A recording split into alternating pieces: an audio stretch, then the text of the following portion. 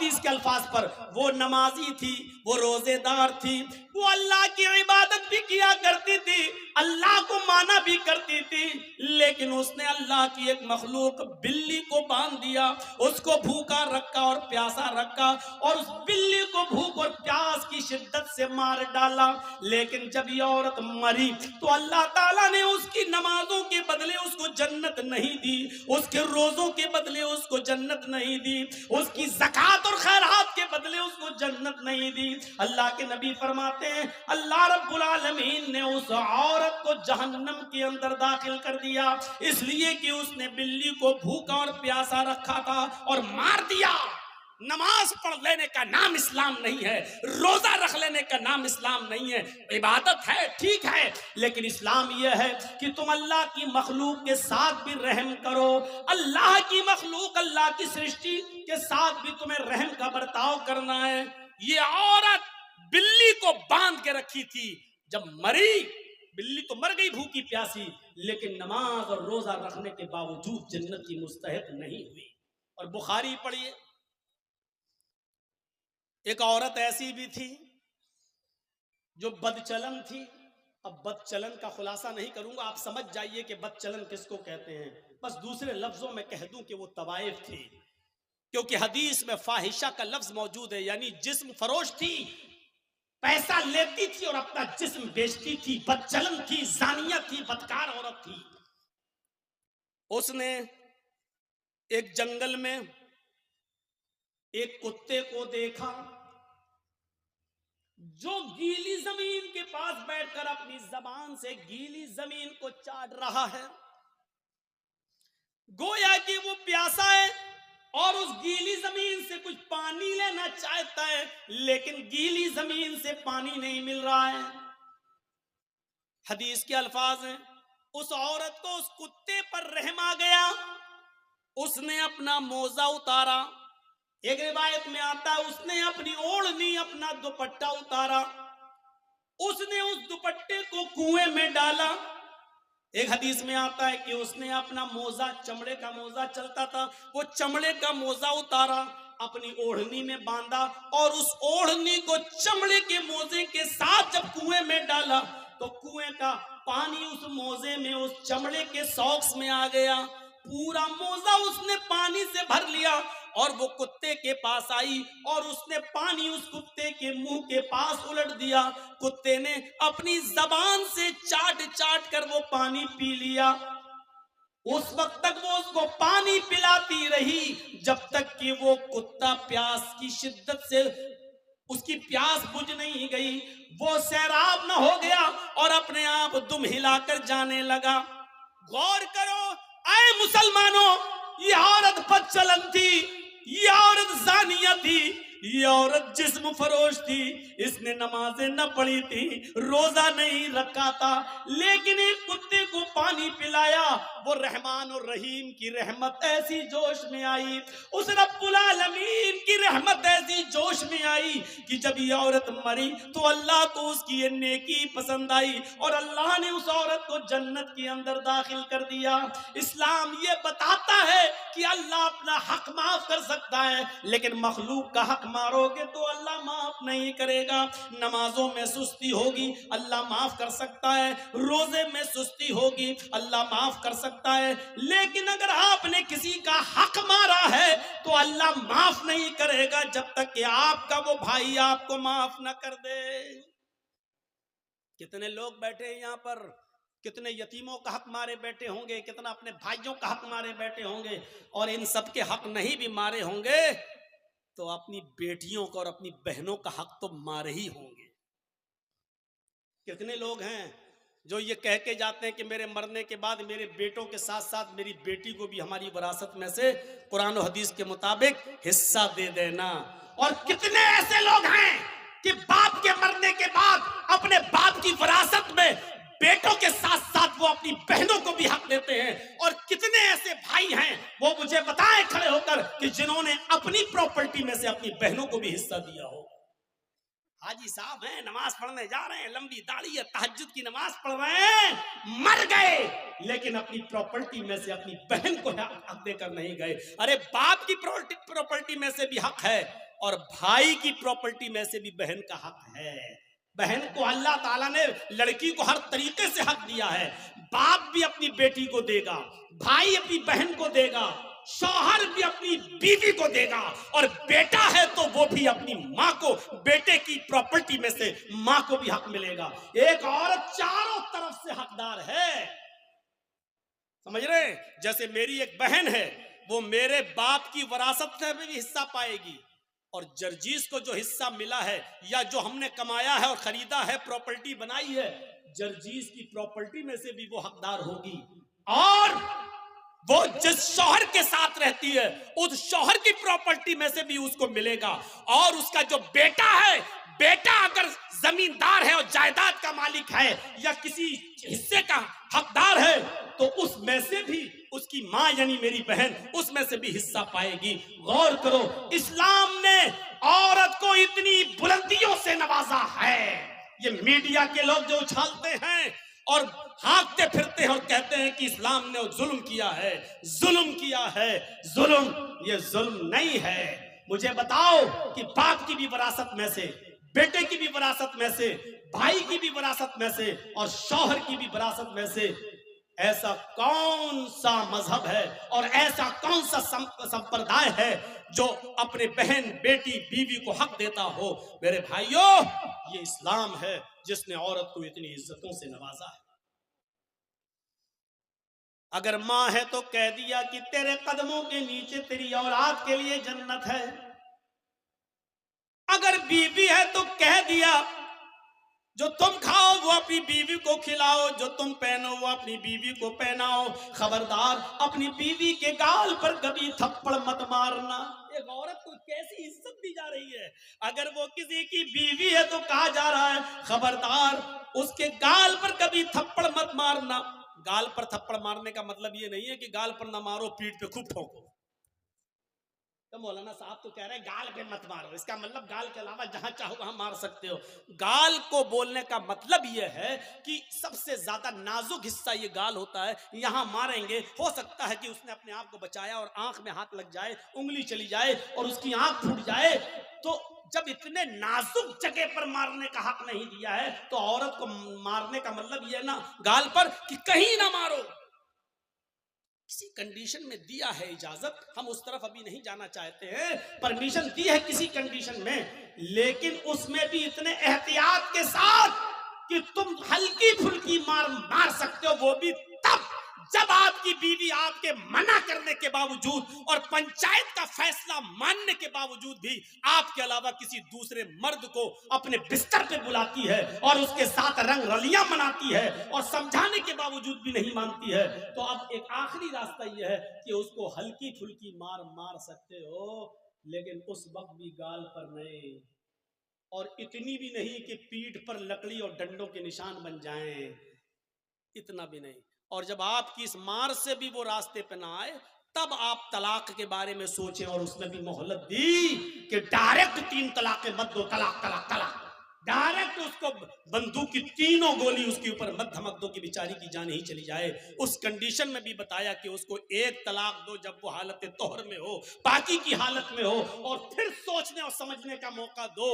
और फिर जब वो दूसरा महीना आए और फिर वो दूसरे महीने तक नहीं मानती है, फिर भी हरकतें कर रही है, और दूसरे महीने में जब वो हालत तोहर में हैज से पाक हो जाए तब आप उसको दूसरी तलाक दे सकते हो।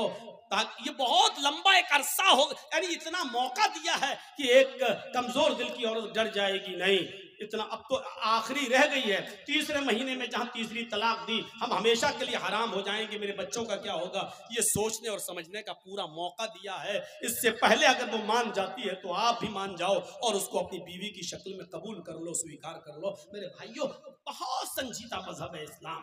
इस्लाम के अंदर पूरे के पूरे दाखिल होने का मतलब ही यह है कि उसने जिन कामों के करने का हुक्म दिया उन कामों को करो, और जिन कामों से रोकने का हुक्म दिया उनसे रुक जाओ। यही है इस्लाम। हजरत मुआज इब्न जबल फरमाते हैं कि अल्लाह के नबी सल्लल्लाहु अलैहि वसल्लम ने मुझे 10 बातों की नसीहत फरमाई। मुझे 10 बातों की वसीयत फरमाई। मुस्नद अहमद के अल्फाज हैं। इस हदीस को इमाम अहमद ने अपनी मुस्नद के अंदर नकल किया है और अल्लामा अलबानी रहमतुल्लाह अलैह ने इसको हसन करार दिया है। फरमाया अल्लाह के नबी सल्लल्लाहु अलैहि वसल्लम फरमाते हैं, हजरत मुआज इब्न जबल फरमाते हैं कि औसानी रसूलुल्लाह सल्लल्लाहु अलैहि वसल्लम बिअशरी कलिमात, कि अल्लाह के नबी सल्लल्लाहु अलैहि वसल्लम ने मुझे 10 कलिमात की 10 बातों की वसीयत फरमाई। ऐ माज, ये 10 काम तुम कर लो, ये 10 काम तुम्हें हर हाल में करना है। मेरे भाइयों, मैं तशरीह करता हुआ चलूंगा, लेकिन शायद मैं 10 तक ना पहुंच पाऊं, इसलिए कोशिश करूंगा कि कम से कम 5 चीजें तो आपको बता ही दूं। अल्लाह के नबी सल्लल्लाहु अलैहि वसल्लम ने 10 चीजों की वसीयत फरमाई और 10 चीजों में पहला नाम ये लिया, ऐ माज ला तुशरिक बिल्लाहि शैअन इन कुतिलता हुर्रिकता।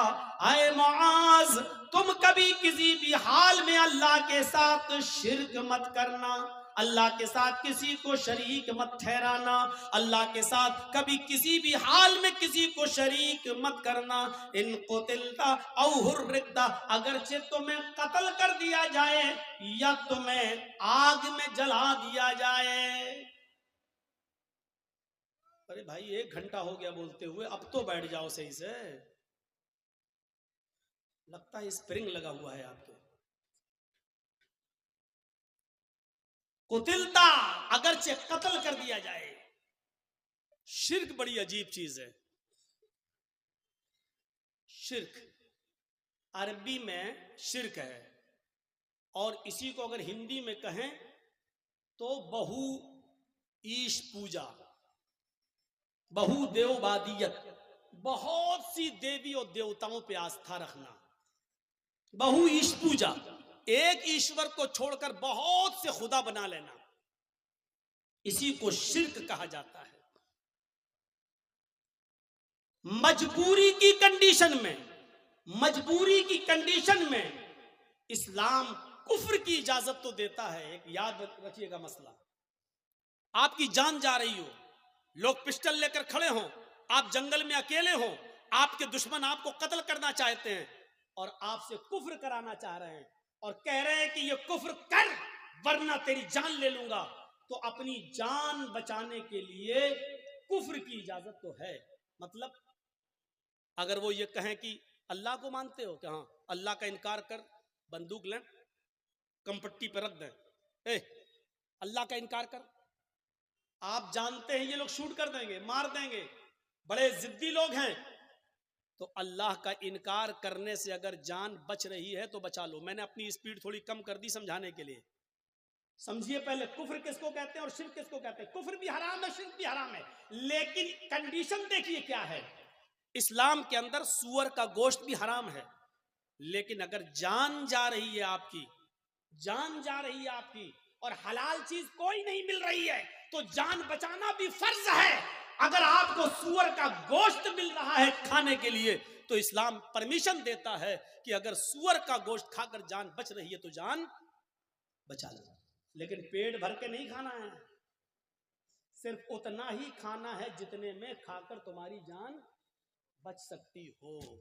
यह कंडीशन है, जान बचाना फर्ज है। लेकिन कहीं फर्ज होने के बावजूद इस्लाम कैटेगरी देखिए, मजबूरी है और जान जाने वाली है, कुफ्र से करने से तो जान बच रही है। अल्लाह के नबी फरमाते हैं कि कुफ्र से जान बच रही है तो बचा लो, लेकिन दिल से अल्लाह का इनकार मत करना। उनके मुंह पे कह देना हाँ हाँ हाँ नहीं नहीं नहीं मैं अल्लाह को मानता ही नहीं हूं, मैं अल्लाह को मानता, सिर्फ जबान से कहना, दिल में अकीदा नहीं होना चाहिए। और जब वो छोड़ दे तुम्हें तो घर पे आओ, अल्लाह तू तो मेरे दिल का हाल जानता ही है, मैंने मजबूरी में कह दिया था, अरे अल्लाह मैं दिल से तुझे मानता हूं और तेरा इकरार करता हूं, अशहदु अल्ला इलाहा इल्लल्लाह व अशहदु अन्ना मुहम्मदन अब्दुहु व रसूलुहु। आपका इस्लाम कोई फर्क नहीं पड़ेगा, क्योंकि आपने जान बचाने के लिए अल्लाह का इनकार किया। अल्लाह का इनकार करने से जान बच रही है तो बचा लो, लेकिन यहाँ कंडीशन क्या है, ला तुशरिक बिल्लाहि शैअन इन कुतिलता हुर्रिकता। यहां इस्लाम, अल्लाह के नबी क्या कह रहे हैं, अगर तुझे कत्ल भी कर दिया जाए और तुझे जला दिया जाए, आग में डाल दिया जाए, ये काम करा लेना, लेकिन शिर्क मत करना अल्लाह के साथ। अल्लाह के साथ शिर्क मत करना। मौलाना जर्जीस मर गए, जर्जीस की कब्र बन गई, जर्जीस का मजार बन गया। बेटा बेटी अल्लाह से मांगो, आय अल्लाह 10 सालें हो गई, बेटा नहीं हुआ, बेटी नहीं हुई, अल्लाह मुझे नेक बेटा दे, मुझे नेक बेटी दे। ठीक है, अब आप जर्जीस के पास कब्र पे चले जाओ, मजार पे, और कहो बहुत अच्छे आदमी थे, आय अल्लाह तू डायरेक्ट मेरी नहीं सुनता है, इनके वसीले से हम दुआ कर रहे हैं, जर्जी साहब तुम मेरी दुआ लेके अल्लाह के पास चले जाओ, जर्जी साहब मुझे अल्लाह से बेटा बेटी दिलवा दो। यही शिर्क है। मैंने कह दिया जो कहना था। समझदारों के लिए इशारा काफी है, कोई जरूरी है किसी का नाम लिया जाए?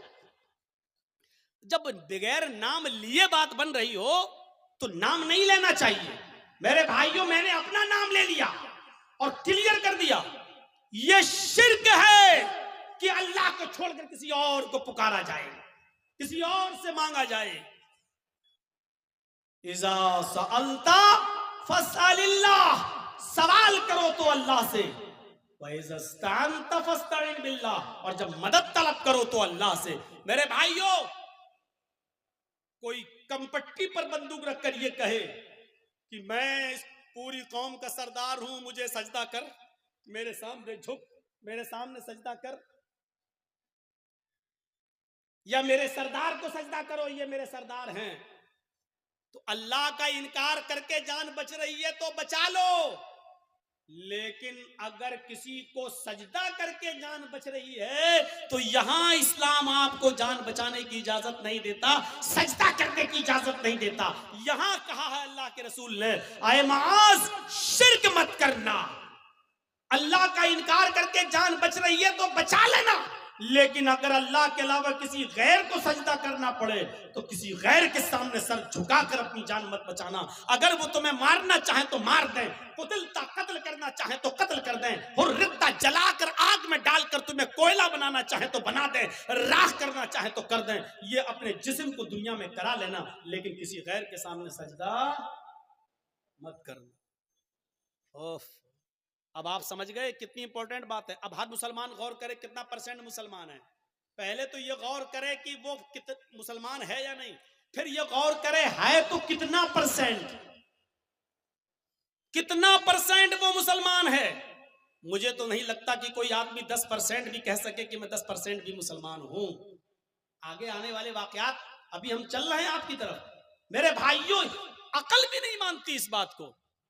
आप बताइए, आप यहां रहते हो भुलकी में, और आपकी बीवी भुलकी में रहती है, और आप मेहनत करने दिल्ली गए, और दिल्ली में कोई आदमी मेहनत कर रहा है, यहां से आया बेचारा, और वो घूमने आया, आप ही के गांव का है भुलकी का।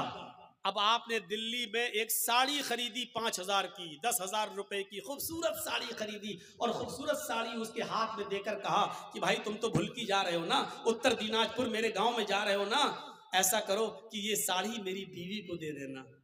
शौहर ने मेहनत की, मजदूरी की, अच्छा कमाया, और उसके बाद एक साड़ी खरीद कर अपने दोस्त को दी और कहा कि मेरे गांव में जाना और मेरी बीवी को दे देना।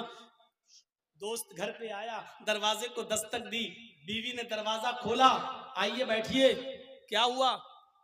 आपके हस्बैंड ने आपके लिए साड़ी भेजी है। उसने साड़ी दी, ओह इतनी खूबसूरत साड़ी, आइए आइए बैठिए, चाय पी के जाइए। उसने दरवाजे खोले। अब हकीकत क्या है? उस औरत को तारीफ किसकी करना चाहिए, शौहर की या साड़ी देने वाले की?